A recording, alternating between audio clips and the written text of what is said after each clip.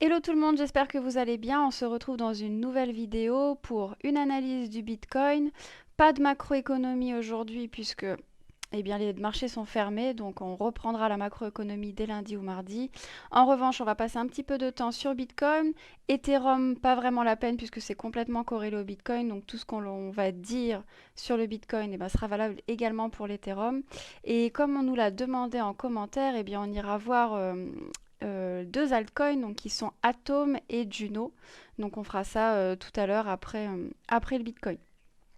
En attendant, si vous avez des questions ou si vous avez envie que l'on analyse pour vous aussi d'autres assets, n'hésitez pas à nous les poster en commentaire ou à venir sur le Discord.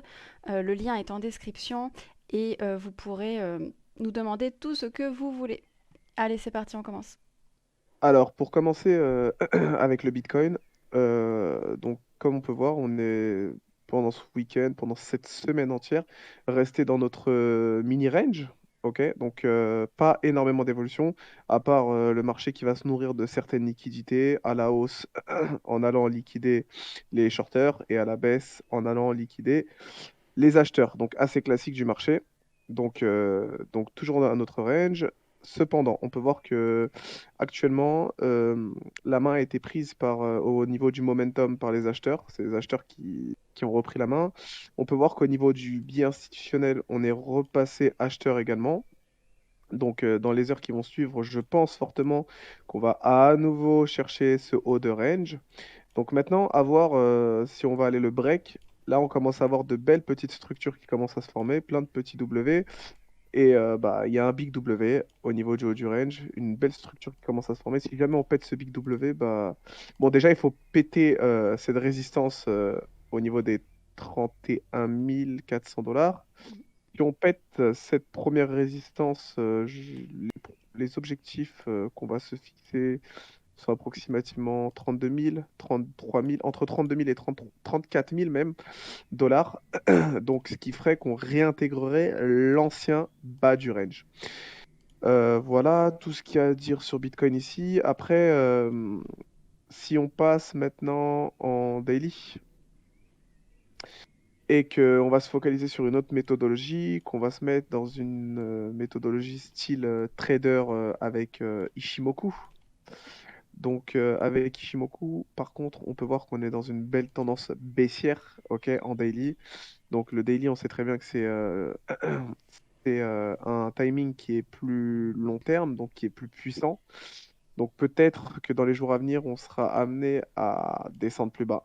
D'accord? Donc en horaire, on peut dire peut-être qu'on va aller chercher le haut de ce range, mais malheureusement, en daily, on est toujours dans une phase baissière si on est plus dans une analyse via Ishimoku. Par contre, en daily, on peut voir que le momentum a été récupéré par les acheteurs et qu'on vient de confirmer un Big W, donc très très grosse structure haussière.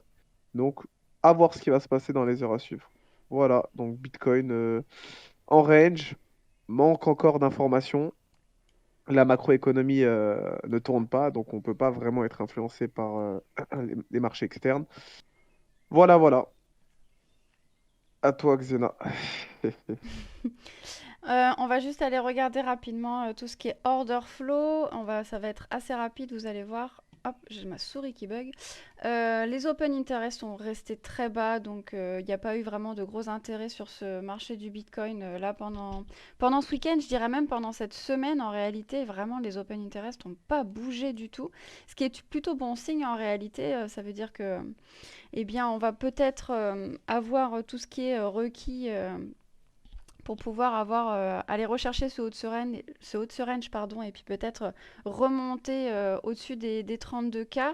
On n'a personne qui ouvre à levier comme des malades sur les contrats dérivés, donc c'est vraiment plutôt bon signe.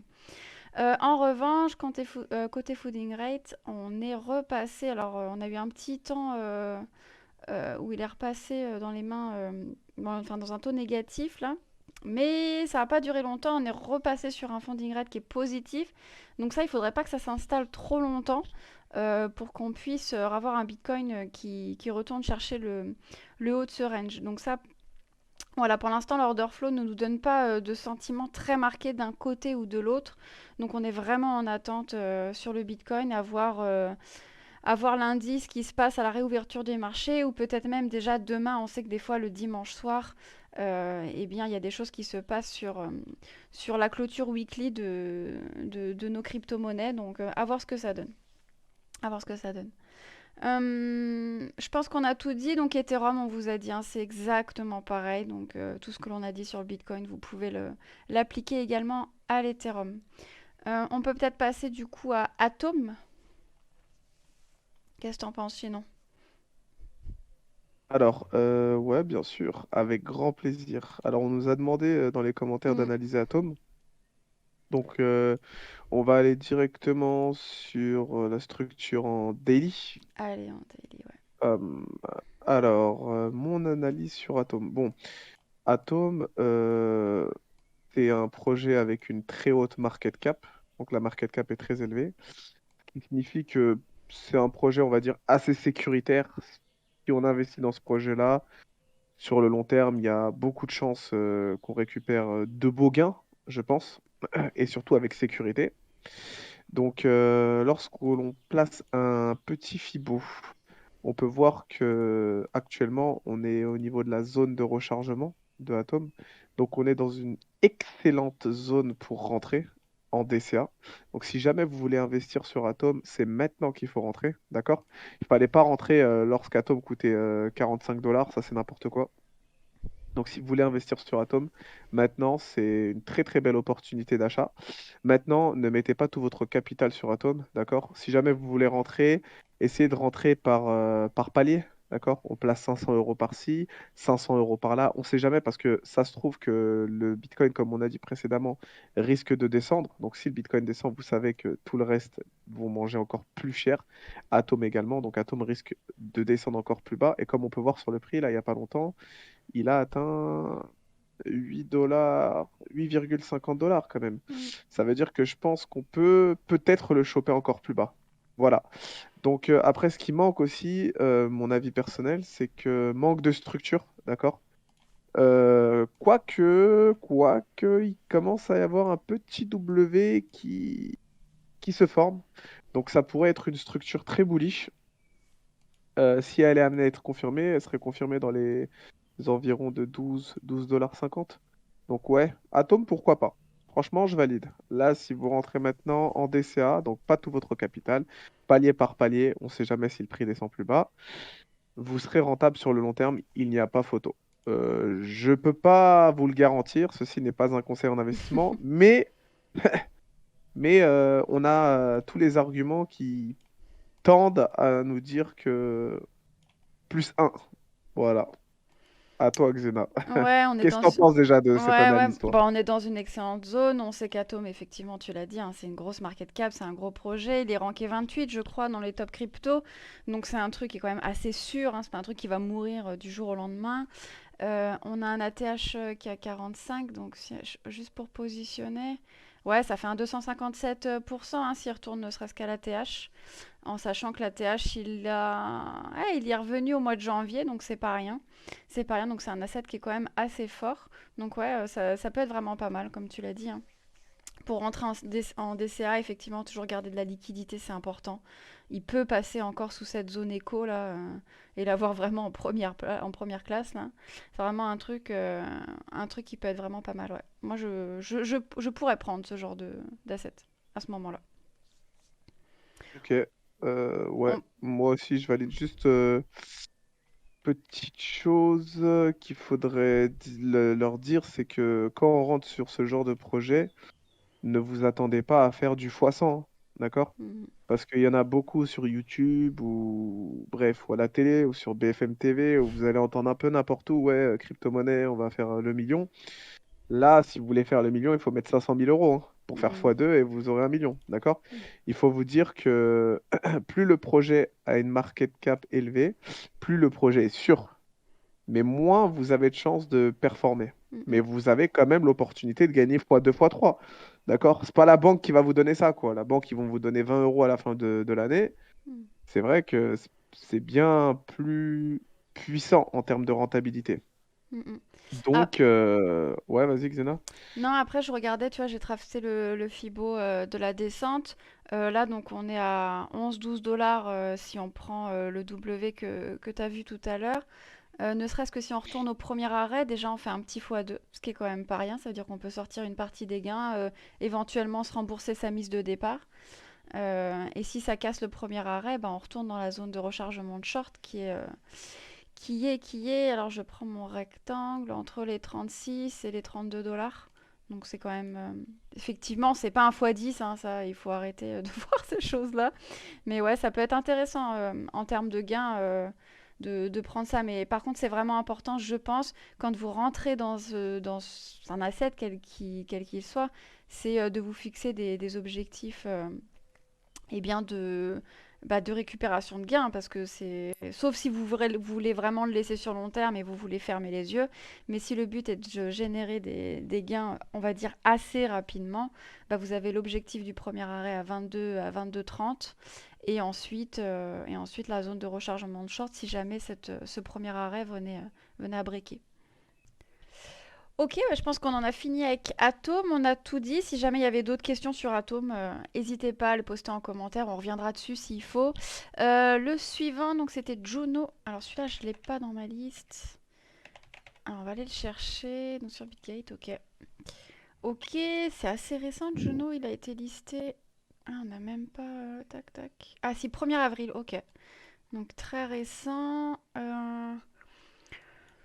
Alors, bah du coup, on n'a pas beaucoup d'historique. On peut pas retracer un Fibo. Je vais juste aller voir sur CoinMarketCap du coup. La market cap, elle est à 363 millions. Ok, Ça va, ça a l'air pas mal. ok. Ouais, effectivement. Ah, on a un peu plus de.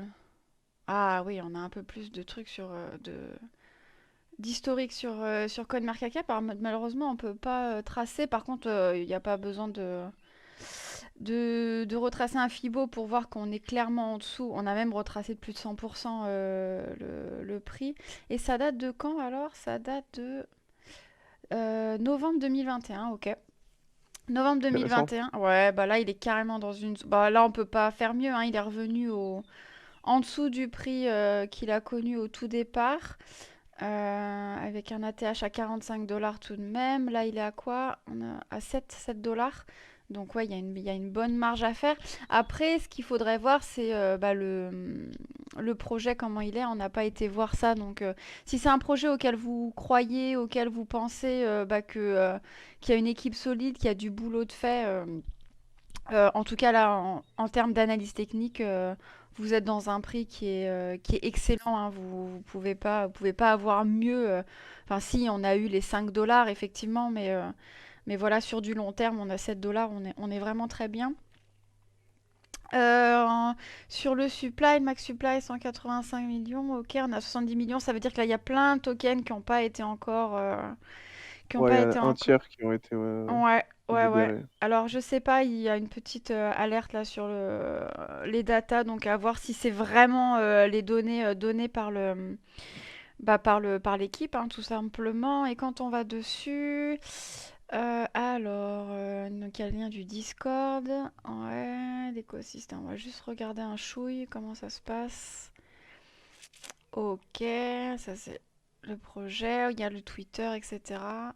Ouais, il y a le Telegram. Faudrait aller voir sur le Telegram et sur le Discord s'il y a un peu de, comment dire, enfin, de la hype entre guillemets, mais en tout cas du mouvement, s'il y a du monde sur ce projet, etc. Ça peut être intéressant. Bon là, ouais, ça va être tout l'origine, c'est un truc qui se stack a priori, donc ça peut être intéressant, c'est pour du long terme. Ok, je vois pas de roadmap ou quoi, alors peut-être que c'est mis sur le Discord. Parfois, je sais qu'il y a des projets comme ça, ils le mettent pas sur la